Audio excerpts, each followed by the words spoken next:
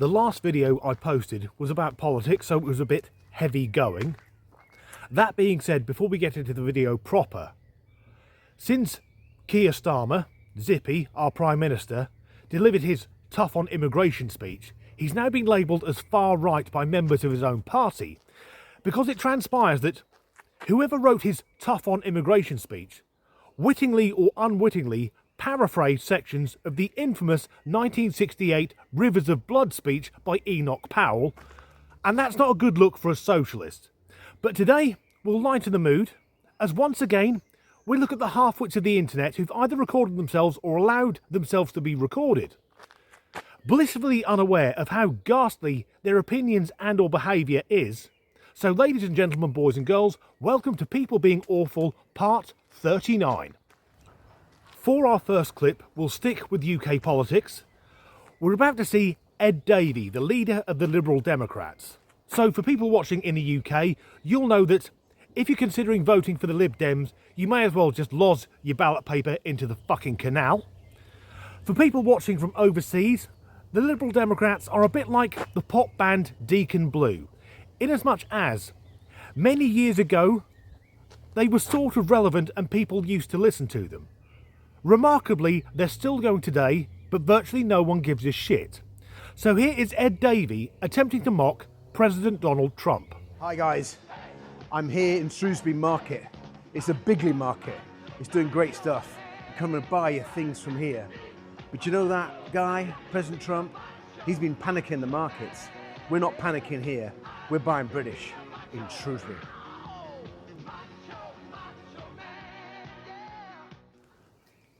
That man has aspirations to be the next Prime Minister of the United Kingdom. To me, well, admittedly, he'd do a better job than Keith Starlin, who's in at the moment, but to be blunt, I could go to any public park and find a bloke with a bottle of cider and a dog and a bit of string, and he'd do a better job in number 10. Yes, to me, that doesn't scream upcoming political powerhouse. To me, it says quite clearly, look at me, I'm a tosser. So let's move away from politics and get on to something important. Pronouns.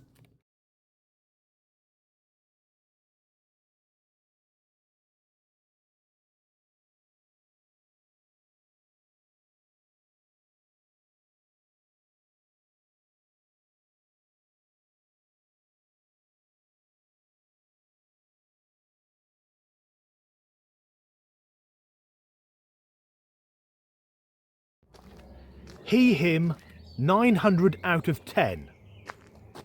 Mathematics are not this person's forte. She, her, minus 1,000, I would rather die. Dramatic much. And they, them, indifferent. The thing is, though, that the person in the animal mask with the loose-fitting jumper or sweater, if you're watching in the New World, if you look closely, they have bouncy bits on the front. That person comes equipped with fun bags.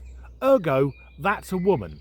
And that makes sense for the gender-obsessed brigade, because they will never use the pronouns which actually apply to them. Almost as if they're doing it for attention or just to be fucking awkward.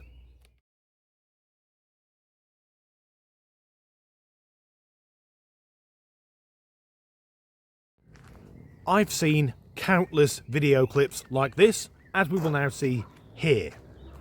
And what strikes me is the women in these clips always seem blissfully unaware of the danger they're putting themselves in because they suffer from main character syndrome. India has an incredibly high rate of sexual assault and a very low conviction rate. So those women weren't actually being awful, but I'm not going to start a video series called People Being Thick. Yet, to use an outdated stereotype, if any of those ladies were in danger, maybe a hero could sweep in and save them. This is what my outfit would be if I was fighting on the battlefield in Pearl Harbor. So since Pearl Harbor is kind of like an ocean battlefield terrain, I think this gorgeous vintage blue t-shirt would look so good. So since Pearl Harbor happened in the 60s, I feel like this gives a very like vintage vibe. American history isn't my strong point, but I know more about Pearl Harbor than whatever the fuck that was. I'll also say that generally, when it comes to warfare, combatants on either side aren't that bothered about how cute they look. So there's an important distinction between a field and a harbour. That gentleman said, if I was on the battlefield at Pearl Harbor, when it comes to a field and a harbour, one is inherently wetter than the other. And Pearl Harbor took place in the 1960s. I know it was a surprise attack, but there could be nothing more surprising than Japan waging war on America in its first engagement of World War II, 15 years after the end of hostilities. Pearl Harbor was in the 1960s. It's as daft as saying that the reason that the RAF triumphed against the Luftwaffe in the Battle of Britain in summer of 1940 was because the Luftwaffe used the Me-109 and the RAF were using fucking Harrier jump jets. As far as I'm aware, the first time that the Brits used a Harrier in anger, it was the Royal Navy in the Falklands conflict of 1982. And ironically, even though the Luftwaffe didn't partake in that war, there's a good chance there were many senior Nazis living in Argentina at the time. Next up, have you ever thought, I want to see a woman doing face dancing whilst identifying as a cat?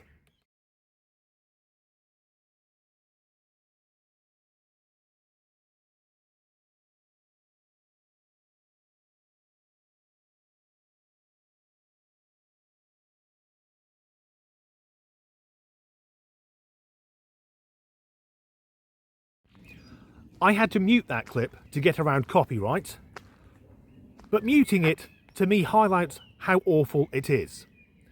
Let us consider that is someone's daughter. Somewhere in the world there is a mother thinking, why the fuck did I drink heavily and do drugs during pregnancy? And I don't know what's worse, that she recorded herself and then put that on the internet, or that that young woman thinks that's the way that cats behave. Cats are sociopaths. They come to you when they're hungry and shit in your garden. Next up, let's see a clip from part of an interview. We should just have unisex toilets and be done with, because we don't need exclusively female spaces or exclusively male spaces anyway. But there's a reason why there's, male sports, female sports, Okay, what's doctors. that reason then? Well, sports in particular, Yeah. like just the same reason why, men are typically faster, stronger than women. Are they now? Oh. No, that's just your perception. Okay, so let's say, for example, tennis. If Serena Williams faced like Rafa Nadal, who do you reckon would win? Serena, of course. Has anyone else noticed that the women who go on about gender identity, the gender goblins, they are always supremely unfuckable? These women don't have to worry about men in female-only spaces because they are so utterly undesirable. Where I am now is utterly deserted. There could be the most depraved, perverted sexual predator hiding in the bushes, but then that thing walks along, and rather than jumping out and doing unspeakable things, he just think, fuck it, I'll go home and have a wank. And as for her thinking that generally men are larger and stronger, it's just the interviewer's perception. How dense is she? Now, Serena Williams, one of the greatest female tennis players of all time. However, if she was playing at the peak of her career, she wouldn't qualify in the men's top 200. Whereas Rafa Nadal, who's recently retired, if he starts calling himself Rachel and puts on a skirt, in the women's game, he's got another 10 years of getting trophies. And that isn't sexist, it's that men and women are built differently. That's why we compete in separate categories. Of course, Serena would kick my arse. Again, why is it the women caught up in gender ideology openly hate other women? You think I'm weird for being a 33-year-old man and having an all-pink apartment? I think you're weird for not wanting this. This is the meaning of life. Anyway, I'm playing Hello Kitty Island Adventure. This is my character. Isn't he cute? Oh my god, do you guys want to see me be a mermaid? Girl.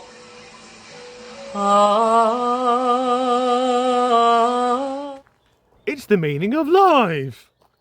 Mate, if you want a pink apartment, that's absolutely fine. You do you.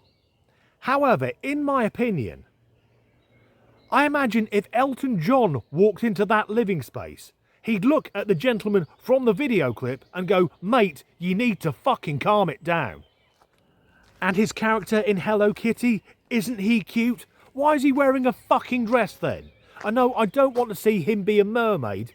In particular, don't try and be Ariel from The Little Mermaid. Don't ruin that for everyone else. Ariel is my favourite Disney princess. As we can see here, that's at Disney World in Florida, and that lady was shocked to see a 37-year-old man in the queue. There's one clip left. This really is someone being awful.